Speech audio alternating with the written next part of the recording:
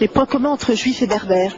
Pourriez-vous, s'il vous plaît, nous présenter les berbères, parce que pour beaucoup, il y a des arabes ou des musulmans, et la réalité est un peu plus complexe.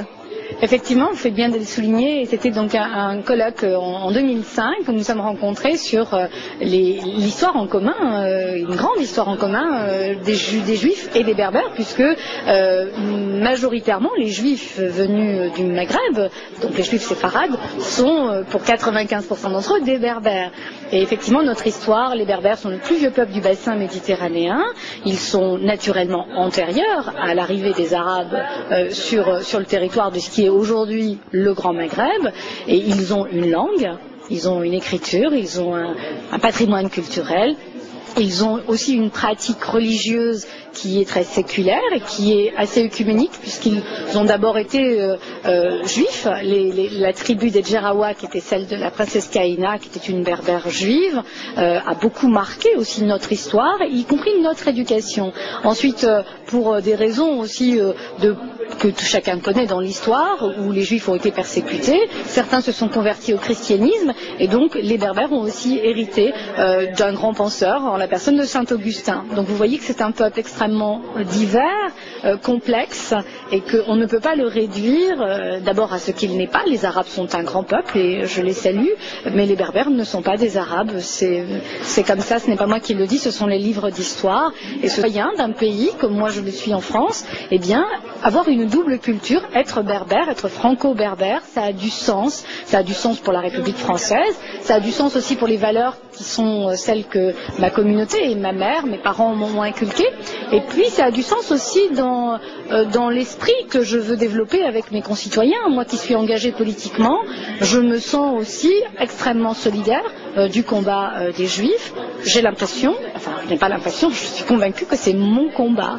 J'ai le sentiment, quand un Juif est insulté et tué, parce que malheureusement c'est souvent aussi le cas maintenant, alors j'ai l'impression que c'est un membre de ma famille aussi qui est tué, qui est touché. Et ça, je ne le veux pas. Je ne le veux pas pour ma famille, je ne le veux pas pour mon pays. Et c'est aussi l'une des raisons de mon engagement politique. Et pour moi, tout ça a du sens et est extrêmement lié. On ne peut pas être un démocrate, on ne peut pas être berbère. Et vous savez, le mot berbère signifie homme libre en réalité, parce que les berbères étaient le premier peuple tout simplement à ne pas avoir d'esclaves, à considérer que c'était assez incongru d'avoir des gens à son service. Et je crois que c'est un vrai message de paix, un vrai message d'amour aussi entre les peuples. Et en tout cas aujourd'hui je suis naturellement présente pour des raisons d'abord personnelles, pour des raisons d'amitié. Je suis une amie d'Israël. Nous sommes, j'ai oublié de le dire, nous sommes à la Maison France-Israël à Paris pour la soirée spéciale élection israélienne, donc c'est avec un plaisir encore plus grand que nous vous interviewons. J'étais venue déjà il y a 3 ans et je me rappelle de l'ambiance extrêmement chaude qu'il y avait dans cette salle à la victoire du Likoud, effectivement, et d'Ariel Sharon il y a 3 ans. C'était très impressionnant. J'étais déjà là il y a 3 ans, vous voyez, comme quoi je crois qu'il faut un fil d'Ariane aussi dans des convictions, dans des engagements. Je suis là ce soir où il y a beaucoup moins de monde, puisque la droite israélienne a perdu les élections, mais moi j'ai des amis juifs, j'ai des amis israéliens, et je compte bien continuer ce combat parce que je sais que c'est le combat des justes, et moi je veux vraiment être du côté des justes. Devant la montée de l'antisémitisme, devant la montée des extrémismes aussi, y compris religieux et islamistes, peut-être aussi la volonté des berbères de dire nous sommes d'abord des Français quand nous sommes Français, et nous sommes berbères.